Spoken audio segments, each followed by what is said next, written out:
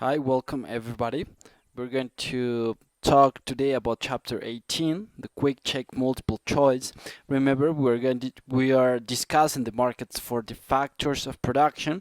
This is a book of Gregory Mankiw, Principles of Economics.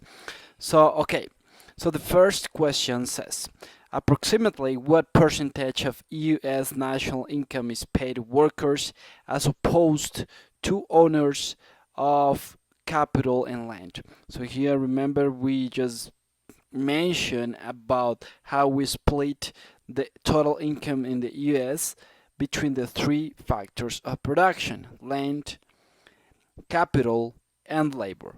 So here we have the four options: 30, 50, 70, and 90%. So remember that we discussed throughout the book that 2/3 of the total income of the ES it goes to labor. So we are talking more about C, 70%. So if firms are competitive and profit maximizing, the demand curve for labor is determined by the opportunity cost of workers' time, the value of the marginal product of labor, offsetting income and substitution effects, the value of the marginal product of capital. So remember that when we discuss about the demand curve, it comes from the expression or the kind of the value of the marginal product of labor that remembers it is equal to the price times the marginal product of labor. So then we know that this one, the value of the marginal product of labor, is actually the demand of the demand curve. Okay, so then a bakery operating in competitive market sells its output for $20 per cake and hires labor at 10 per hour. To maximize profit, it should hire labor until the marginal product of labor is. So remember, when we are talking about competitive market, first we assume that we are inside a condition that there are many producers and there are many consumers. As a consequence, from all sides, from producers and consumers, both are price takers. So then here we have the price, which is $20 per cake. Here we have wage, W, which is $10. So in any market, in any condition, what you want to arrive is like the marginal revenue is equal to the marginal cost. And this is very logical because if I'm going to spend something else, I hope that this additional unit is going to represent at least the income or the revenue that I'm going to receive. Otherwise, it's better to stop, to just stop production in that part. So here, the marginal revenue at the end is the value of the marginal product of labor, right? This is like the income that this additional worker is going to bring to my firm. And what is the cost of that labor, of that work? Is going to be the wage, right? So then we know that the value of the marginal product of labor is exactly equal to the price times the marginal product of labor. We know then if we have this equation and this one, and I'm just substitute this marginal product of labor by price times marginal product of labor, I just know that this is the variable that I need to find. I have one equation and I have one variable, so this is a consistent problem. So then we have price times marginal product of labor equal to W, and then we just replace price 20, W 10. Then we know that this one that is multiplying can go to the other side dividing, right? So then I have 1 over 2. So here we have the options. A one and a half, half cake per hour, 2 cakes per hour, or take 10 cakes per hour, and finally 15 cakes per hour. So then remember that the marginal product of labor is 10 over 20, or 1 over 2. So then this is the marginal product of labor, and this is labeled cake per hour. This is how it's measured. Then the additional worker, like the interpretation, is like the additional worker produces a 1 over 2 cake per hour, right? Then this is the answer. 4. A technological advance that increases the marginal product of labor shifts the labor space curve to the space. So remember that this is the labor market. We have the two conditions, the y-axis, which is the price usually. So it's going to be kind of between quotation marks with the variable that is measured by money most of the time. So this should be W, wage, and the quantity, which is going to be L, which means labor. So here we have the condition. This is the supply, the white curve, and the red one should be the demand, which is the labor demand curve. So then here we have the initial condition when we have the equilibrium, when is going to be the same. The supply is exactly equal to demand. The demand is provided at the end of the day by the companies, and the supply by the workers, right? So then a technological advance that increases the marginal product of labor, what happened? Remember, this is the demand curve, which is the value of the marginal product of labor equal to price times the marginal product of labor. So if it increases, automatically the value should increase as well. So then I would say that the demand curve shift to the right, right?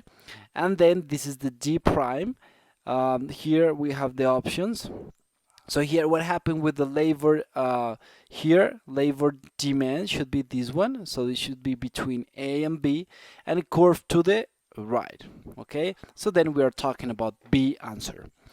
The fifth, around 1973, the U.S. economy experienced a significant blank in productivity growth, coupled with in the growth of real wages. So here we need to recall the message that we have throughout the chapter 18, the factors of production, where we have this time period. So we have different 4 periods of time.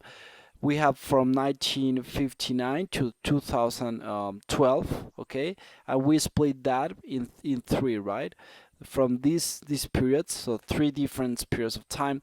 And the important part here is, like, as you see this one, we see an equal increase of 2.8. So it increases the growth rate of productivity, how people develop the work. Maybe this is provided by technological changes, by increasing the human capital, which is measured like more ability, more education, and all this stuff provided this growth rate in productivity. And then the theory imply that if this increases, the real wages should increase as well. Remember, the real wages is the wage taking into consideration the variation of the prices. Okay, so if the prices goes up like faster than the wage, even the wages increase, we should say that the real wage don't increase, right? Or does increase. So that's the point, because this is what really matters. So here we have that, and here we visualize that from this period, from 1973 to 1995, we have that the rate of productivity increases, but we should say that it slowed down a little bit, and then the real wages as well. So here we have acceleration. Well, our acceleration and slow down and acceleration, or slow down and slow down. So here we are more in the part slow down and slow down. It increases, or it increased, but it was kind of slow down of that growth. Okay, The last question says about a storm destroys several factories, thereby reducing the stock of capital. What effect does the event have on my factor markets?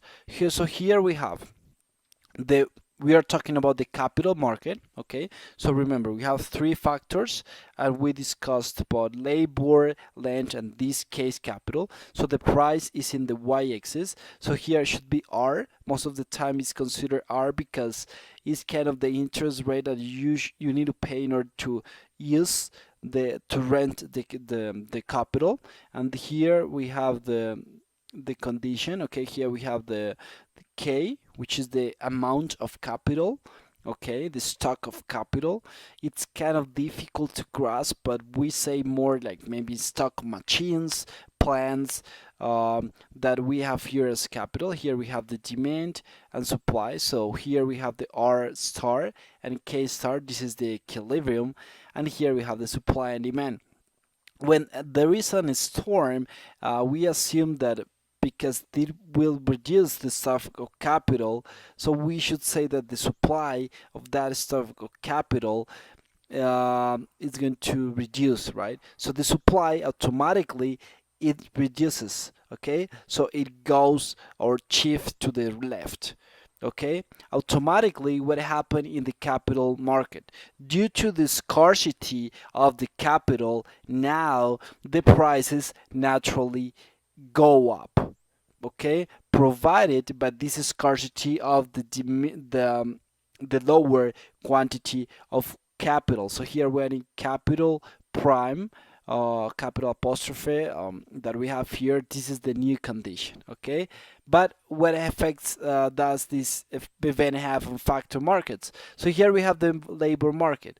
So here we have the supply and demand. The y-axis we have wage, and the x-axis we have labor. So due to that, the companies they start to demand less work. So due to this external change of the capital market, we have here